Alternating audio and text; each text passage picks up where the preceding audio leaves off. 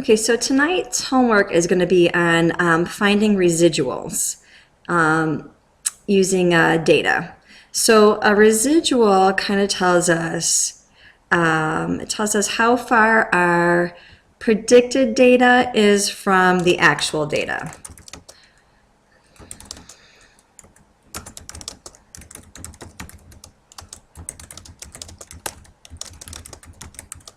And I'll kind of show that to you in a little bit here. So it basically tells us, and our predicted data is our linear regression or line of fit.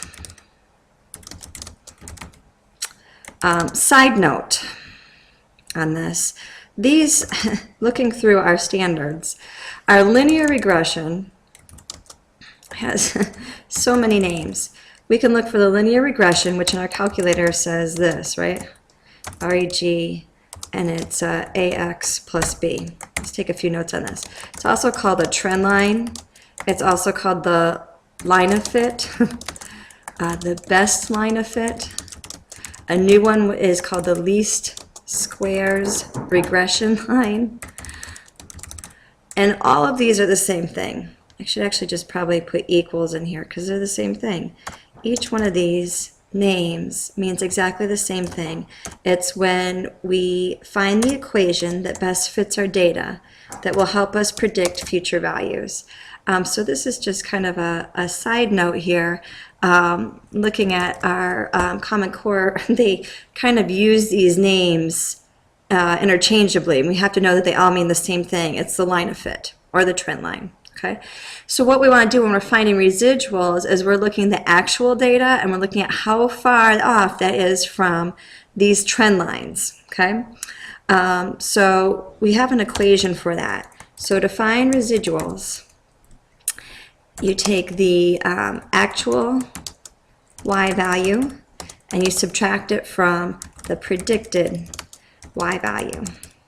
And the equation is actually called y minus y, and I don't even know if it'll do it on here. I might have to draw it. It's called y, and it's kind of funny, but it's called y hat. Okay, and it does a little, almost looks like it has a hat here.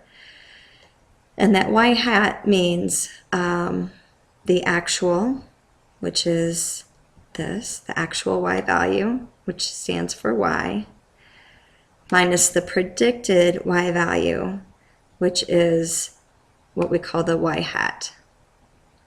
Okay, and that's how we find the residuals. Okay, and I'm going to give you an example here. So this may not be making sense yet, but let's see if we can do it through an example. So you might want to get out your calculator, excuse me, and turn it on. And I put in this data.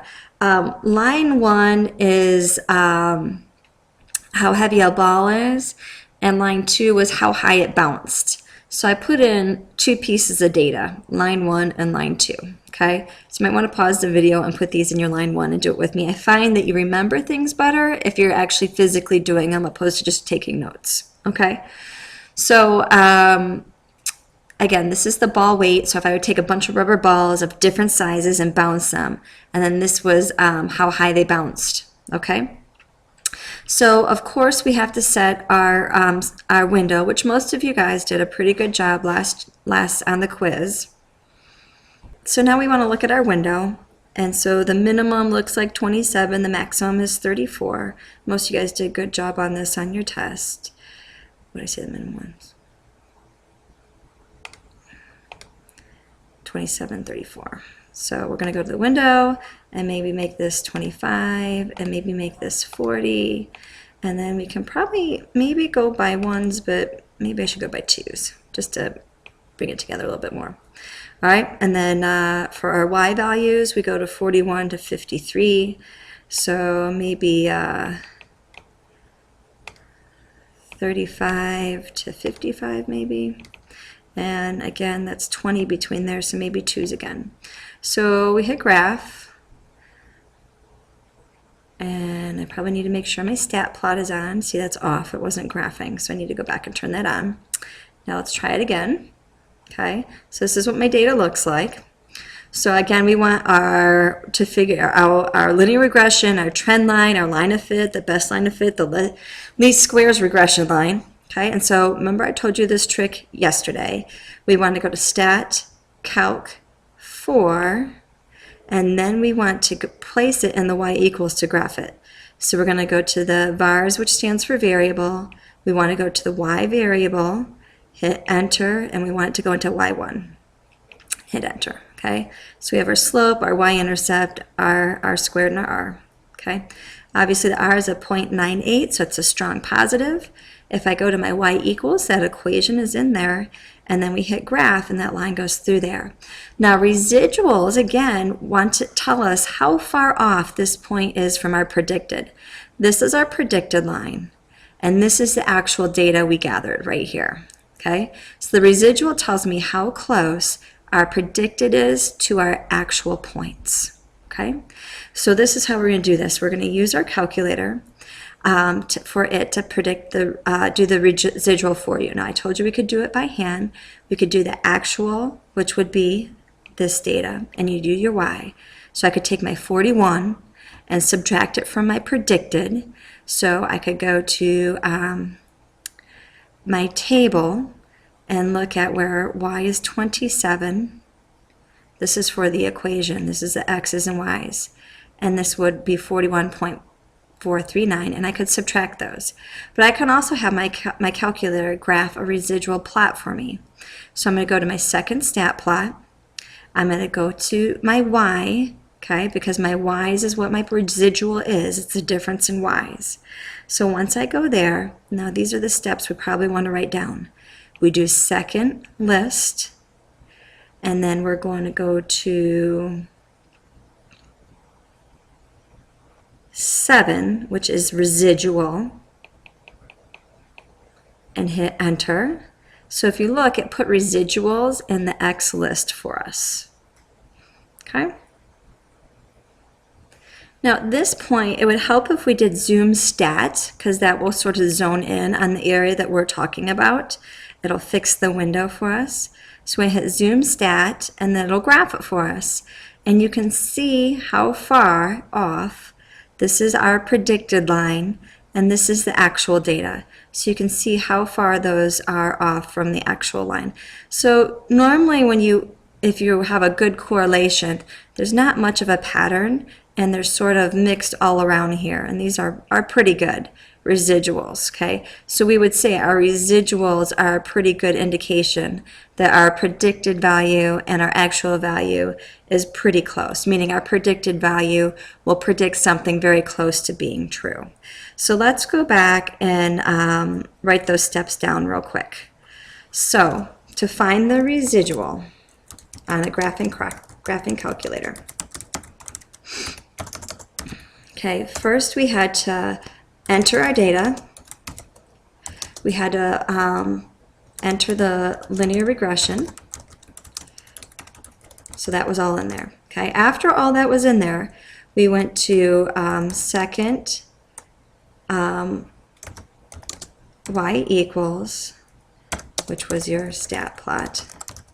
Okay, then, so just to show you again, we went to second y equals, went to the stat plot, okay, we hit enter here. Then we down arrowed to L2 because L2 is our y value, okay. So we got to here, okay, got to here. We down arrowed to our, actually it's the L2, or actually we should have said down arrowed to the Y list, which had L2 in it, sorry. So we went down to our Y list.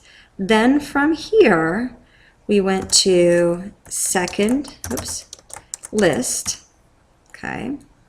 So here we went to second list, which was above the stat button. I'll put stat in parentheses here. Oops, crap. Sorry. I said crap, sorry. That's your stat button. Okay, after we went to that, let's see if I can go back now. I'm gonna have to redo this. So we went second list, and then we down arrowed down to 7, which was residual. Okay, and then we hit 7. Oh gosh, I gotta remember to get on here. Then we hit 7 residual. Then after that, we did a zoom stat. Okay, and then we want no pattern of our points and our line. And what I mean by that was we wanted these not all lined up, not all in some pattern, but all over the place, up and down. And that means we have a good fit. Okay, so that means, oh goodness. So that means we have a good fit between the actual data and the predicted. All right, so I'm going to be quiet now because that took a little while and I'm sorry. But we're going to be working on doing residuals tomorrow, obviously.